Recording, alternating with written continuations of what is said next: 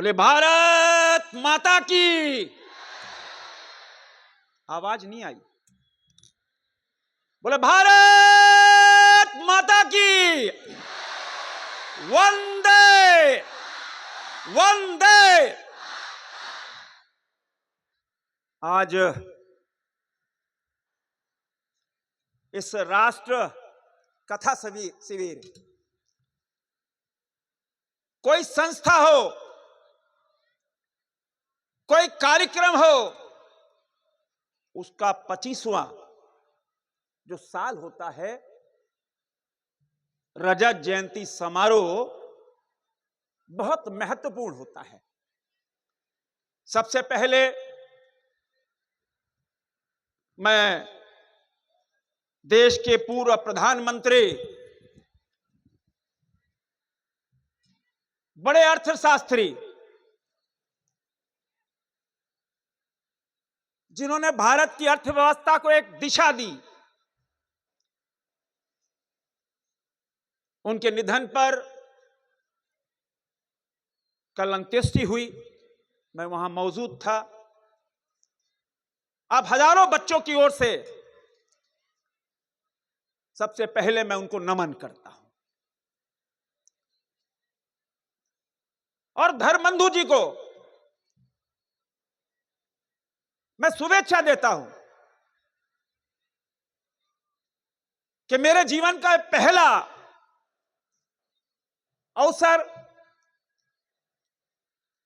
जब राष्ट्र कथा शिविर में मैं आप सबके बीच मौजूद हूं। और आज major general GD Bakshi, Hindustan का कौन शख्स उनको नहीं जानता। और मेरा दुर्भाग्य कि इनका ओजस्वी विचार के बाद मैं बोलने खड़ा हूं, तो संकोच और संकट भी है। किंतु मेजर जीडी बख्शी को मैं सैल्यूट करना चाहूंगा कि हमेशा देश के लिए, मां भारती के लिए, जब जब देश पे कोई संकट आया, आपने ओजस्वी विचार से देश की नागरिकों का हौसला बढ़ाया। हमारे बीच में ऑनरेबल जस्टिस बसंत बालाजी, सीजी राजगोपालाचारी जी, संजीव सन्याल जी, राकेश जू जी और प्यारे बच्चों, जस्टिस साहब ने कॉन्स्टिट्यूशन से शुरुआत की। बाबा साहब अम्बेडकर, हम उनको नमन करते हैं। और बाबा साहब अम्बेडकर ने भारतीय संविधान की रचना, दुनिया का सबसे बड़ा, सबसे अच्छा संविधान, और बिना बाबा साहब अम्बेडकर का नमन किए हम आगे नहीं बढ़ सकते। फिर सन्याल साहब आए। सन्याल साहब ने कहा कि यह भारत की भूमि है।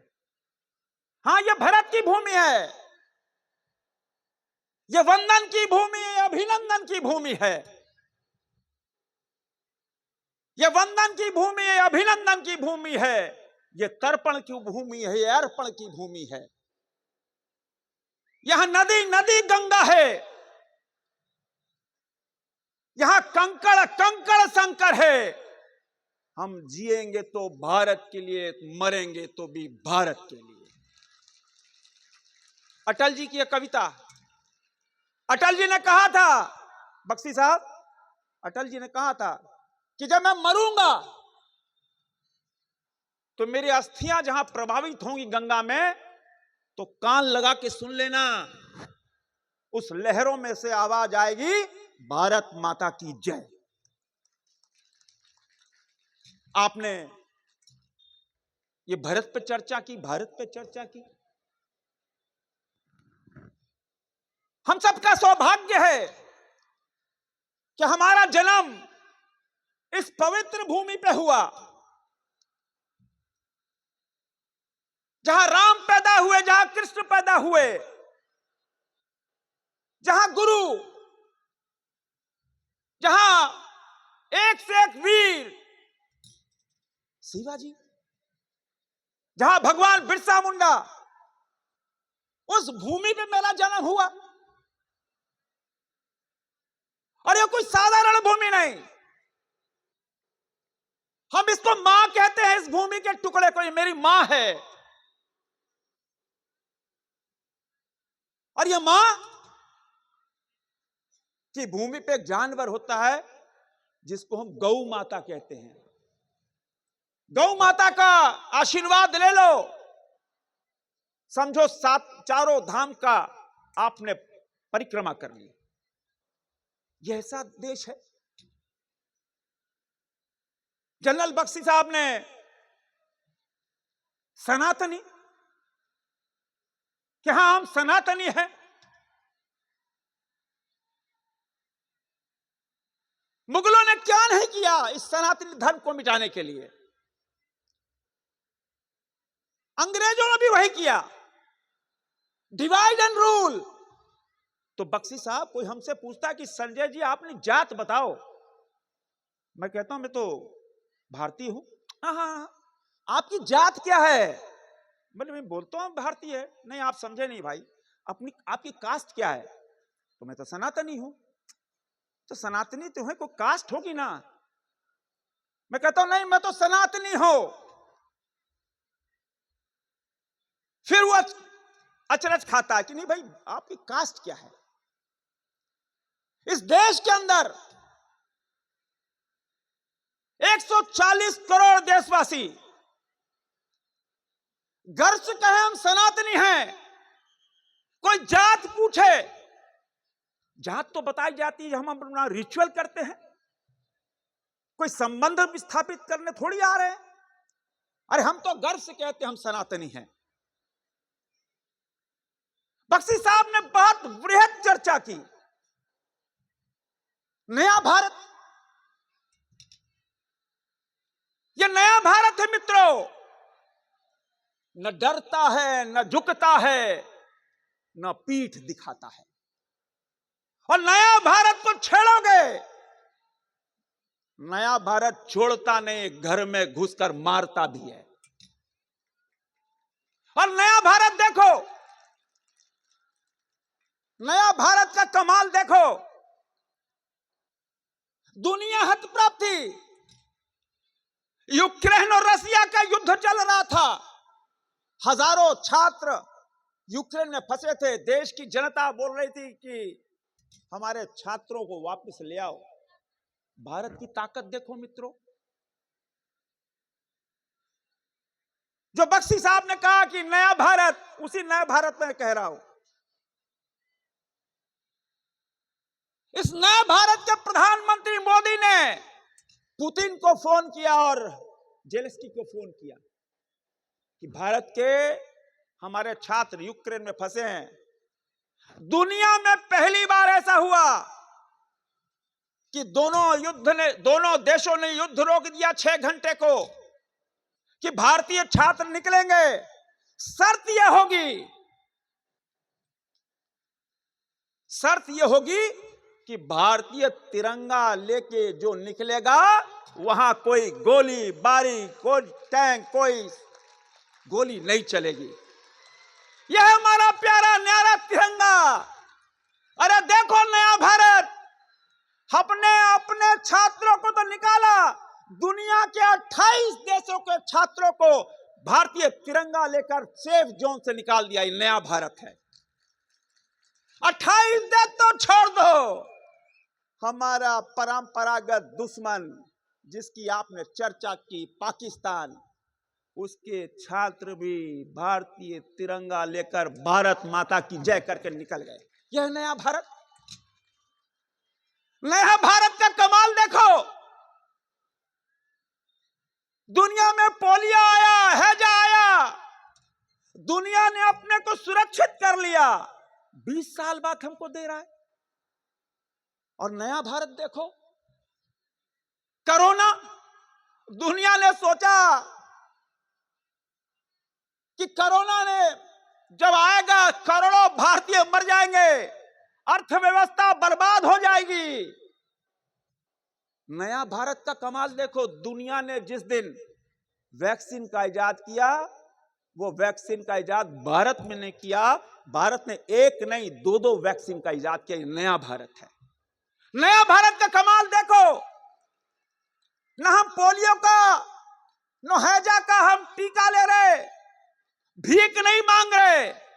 दुनिया से के 118 देशों को, दुनिया के 118 देशों को वैक्सीन भारत ने निशुल्क सप्लाई किया, निशुल्क, जान बचाने के लिए दिया। ये नया भारत है। जब कोरोना था, बख्शी साहब, मैं तो रांची का रहने वाला हूं, झारखंड बड़ा पिछड़ा इलाका है। जब मैं कोविड का वैक्सीन लेने गया, हमारे मित्र बोले नहीं संजय यार, ये भारतीय नहीं लेते, चलो रशिया की स्पुतनिक लेते हैं। बड़ा मजा था भाई, रशिया की वैक्सीन होगी, स्पुतनिक। अब देखो नया भारत का कमाल, हमारे जितने मित्रों ने स्पुतनिक लिया वो सब हॉस्पिटलाइज थे। मैंने आत्मनिर्भर वाला भारत का टीका लिया, मैं सुरक्षित आपके सामने खड़ा हुआ। नया भारत है मित्रों। स्पुतनिक लेने वालों को हाल पूछ लेना जाके, किसने किसने रशिया की स्पुतनिक ली थी। ये नया भारत है मित्रों। नया भारत का कमाल देखो, मैं किसी की आलोचना नहीं कर रहा हूं, मैं राजनीतिक भाषण दे रहा हूं। नया भारत का कमाल देखो, आज से कई साल पहले, पिछले दशक में हमारे लोग अमेरिका, रशिया, अन्य जगहों पे जाते थे तो वेटिंग रूम में बैठना पड़ता था, 3-3, 4-4 दिन, 5-5 दिन की। अमेरिका के राष्ट्रपति मिल जाए, समझो जंग जीत लिया। होता नहीं था, विदेश मंत्री आके मिल लेते थे, नमस्कार हो जाता था, सेकंड हो गया, फोटो खींचा, चल दिया। नया भारत का कमाल देखो, हमारा प्रधानमंत्री बैठा रहता है, दुनिया का सबसे सशक्त राष्ट्र का राष्ट्रपति बाइडेन उठ के अपनी सीट छोड़कर आकर हमारा प्रधानमंत्री से सेकंड करता है। यह नया भारत है मित्रों। नया भारत का कमाल देखो, ऑस्ट्रेलिया का प्रधानमंत्री बोलता है, Modi you are boss of the world. क्या सीना चौड़ा नहीं होता? क्या हमारा गर्व से सिर उठता नहीं क्या? यही नया भारत है। नया भारत का कमाल देखो, दुनिया देखती रह गई, दुनिया हतप्रभ थी। हमने चंद्रयान को चंद्रमा पर उतार कर दुनिया को सकते में डाल दिया। नया भारत है। कोई नहीं सोचता था, कोई नहीं जानता था भाई चंद्रयान, और चंद्रमा पे उतार दिया। ये नया भारत नहीं तो कौन सा भारत है? आपने चर्चा की भारतीय सुरक्षा की, भारतीय सेना की चर्चा की। हां, हम गौरवान्वित हैं, हमारे पास दुनिया की सबसे सशक्त सेना है। लेकिन वो भी विचार करना होगा मित्रों। बख्शी साहब, आप तो गवाह हैं। आज से मात्र 1 दशक पहले, 1.5 दशक पहले देश के रक्षा मंत्री ने क्या कहा था? भारत के पास मात्र 2-3 दिन के लिए ही गोला बारूद मौजूद है। नया भारत का कमाल देखो, जो जनरल बख्शी कह रहे थे, आज वही भारत दुनिया के 100 देशों को युद्ध के सामान एक्सपोर्ट कर रहा है। यह नया भारत है। हम आत्मनिर्भर हो गए, सुरक्षा में हम आत्मनिर्भर हो गए, दुनिया के 5वीं सबसे बड़ी आर्थिक शक्ति बन गए। यही तो नया भारत है। हमको वो याद है, कोरोना का काल था, कोरोना खत्म होने जा रहा था, हमारा जीएसटी कलेक्शन 1.25 लाख करोड़, 1.5 लाख करोड़, 1,60,000 करोड़, 1,37,000 करोड़। ये भारत की इकोनॉमी, भारत की अर्थव्यवस्था की ताकत, यही तो भारत है। और यह भारत आज सिंह जैसा दहाड़ रहा है। क्यों? इसकी शक्ति आप हो। दुनिया का सबसे युवा देश, दुनिया में 68 करोड़ युवा आप हो। आप एक शक्ति हो, आप अपनी शक्ति को पहचानो। और तभी वह शक्ति, धन बंधु जी ने वह शक्ति को पहचानने के लिए इतना बड़ा राष्ट्र कथा शिविर लगाया। बच्चों, आप कल के भारत हो। कल का भारत जब 2047, जब आजादी के 100 साल, जब आजादी के पवित्र 100 साल बनाएंगे, तो दुनिया का सबसे शक्तिशाली राष्ट्र के रूप में कौन जाना जाएगा? हमारा भारत जाना जाएगा। यह संकल्प लेने का समय है। मेरा स्वामी जी से आग्रह है कि 2047 की यात्रा और यह राष्ट्र कथा शिविर कहीं गुजरात, राजकोट तक सीमित नहीं रहे। मैं आपको आमंत्रित करता हूं। आपने कहा झारखंड के बच्चे आए नहीं, मैं आपको आमंत्रित करता हूं कि आइए झारखंड, आइए झारखंड। हजारों युवाओं के लिए अगला 26वां कोई राष्ट्र कथा शिविर करना हो तो झारखंड की राजधानी रांची में करो, आदिवासियों के स्टेट में करो। मैं आपको आमंत्रित करने आया। 2047 कैसा राष्ट्र होगा? 2047 दुनिया का सबसे सशक्त राष्ट्र होगा। ऐसा राष्ट्र जो हजारों साल पुरानी संस्कृति, आज लोग कहते हैं कि अमेरिका ने इजाद कर लिया 50 साल पहले, 100 साल पहले फ्रांस ने इजाद कर लिया। अरे हमारी संस्कृति देखो, जो आप 50 साल पहले इजाद कर रहे हो, हम 5000 साल पहले उसको करके हमने दिखाया। आपने नालंदा की चर्चा की, नालंदा को जला के राख कर दिया। अरे नालंदा में हमारी प्राचीन सभ्यता, हम कितने बलशाली थे, कितने हमारी संस्कृति कितनी महान थी, उसको जलन से मिटा दिया आपने। लेकिन शर्म महसूस होती है। धन बंधु जी, आपको मैं साधुवाद देता हूं। आपने ऐसे ऐसे वीरों की तस्वीर लगाई, मैं आपको सैल्यूट करना चाहूंगा। लेकिन दूसरी ओर भारत की आजादी के बाद क्या सिखाया गया? बाबर महान है। अरे बाबर कोई महान था? अरे महान तो थे महाराणा प्रताप, महान तो शिवाजी थे, महान तो रानी लक्ष्मीबाई थी, महान तो सुभाष चंद्र बोस थे। तुमने क्या सिखाया? बाबर महान? ये गुलामी वाली मानसिकता, मित्रों, उस मानसिकता से बाहर करना होगा। और ऐसे वीर सावरकर, मान किसके आपने, सरदार पटेल, ऐसे ऐसे वीरों को आने वाली पीढ़ी, जो बख्शी साहब चर्चा कर रहे थे, ये युवा डरपोक नहीं हो, ये युवा हौसला वाले हो, ये युवा दुनिया को नेतृत्व करने वाले हो। तो जैसा सिखाओगे वैसे ही तो सीखेंगे। लेकिन वो पुराना भारत नहीं है मित्रों। और इसीलिए आज दुनिया कोरोना से योगा करके बच गई। दुनिया के 192 देश योगा कर रहे। ये किसकी संस्कृति थी? ये कितने हजार साल पुरानी संस्कृति थी। आज वो संस्कृति पुनः लौट के आई है। इसलिए मित्रों, आप जो बच्चे हैं, मैं आपसे आग्रह करने आया हूं, इस महान देश में आप जो का भी काम करो, नेशन फर्स्ट, राष्ट्र प्रथम के भाव से करो। आप पढ़ाई कर रहे हो, आप रोजगार कर रहे हो, हमारे वीर जवान यहां बैठे हैं, किस अनुशासन से बैठे हैं, उस अनुशासन को भी हमको देखना होगा और पालन करना होगा। एक एक अनुशासन का, चाहे टाइम डिसिप्लिन हो, चाहे परिवार में डिसिप्लिन हो, चाहे स्कूल में डिसिप्लिन हो, लेकिन उस डिसिप्लिन में नेशन फर्स्ट, भारत प्रथम, राष्ट्र प्रथम के भाव से हम वो काम करें। और हम सब जिस महान देश में, जो आप युवा, जो कैरियर ओरिएंटेड हैं, जो आगे बढ़ेंगे, अपने गोल के साथ आगे बढ़ेंगे, तो वो गोल मां भारती की सेवा।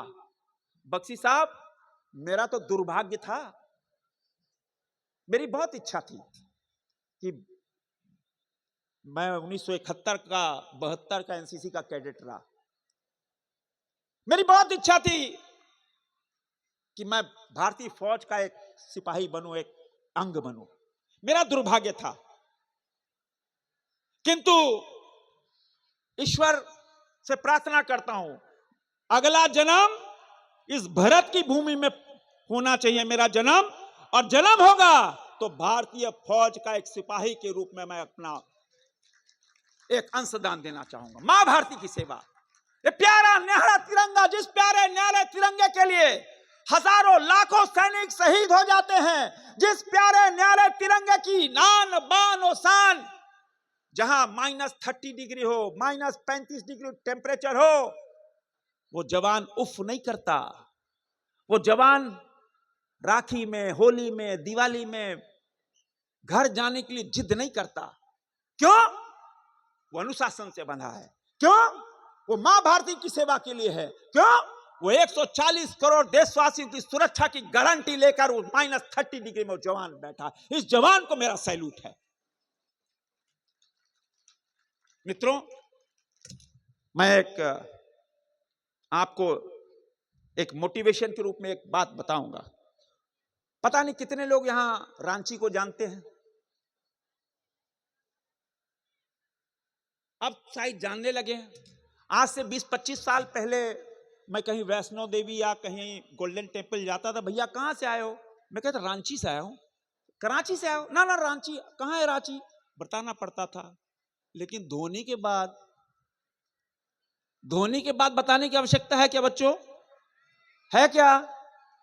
धोनी कौन था? है? धोनी के बाद पहचान बताने की जरूरत नहीं। लेकिन धोनी की स्टोरी में बताता हूं, ये आपके लिए एक आपके लिए मोटिवेशन होगा। महेंद्र सिंह धोनी जो अपना गोल फिक्स कर चुका था, साइकिल पे चलता था, टूटी फूटी साइकिल। उसके पिता प्लम्बर थे और उसको जुनून थी, तो बढ़ई के यहां से वो लकड़ी का बैट बनाकर रस्सी से साइकिल में बांधकर मेरे मैदान में खेलने आता था। देखो आज, और जब अंडर 19 जीत के आया, मैंने धोनी को कहा कि धोनी यहां रांची तुम्हारा सम्मान करना चाहता है, तुम अंडर 19 हिंदुस्तान को जिता के लाए हो। बोला भैया आएंगे तो जरूर, लेकिन माइक मत पकड़ाइएगा। हमने क्यों? बोले माइक तो आज तक हाथ में पकड़े नहीं, एक शब्द नहीं बोल सकते हैं। देखो जुनून, जिसको माइक से डर लगता था, जिसको जनता से डर लगता था, आज दुनिया के सभी मीडिया कर्मियों को फेस कर रहा, दुनिया का सबसे बड़ा क्रिकेट का सितारा बन गया, अपने हुनर और अपने कहते हैं जज्बे के बल पे।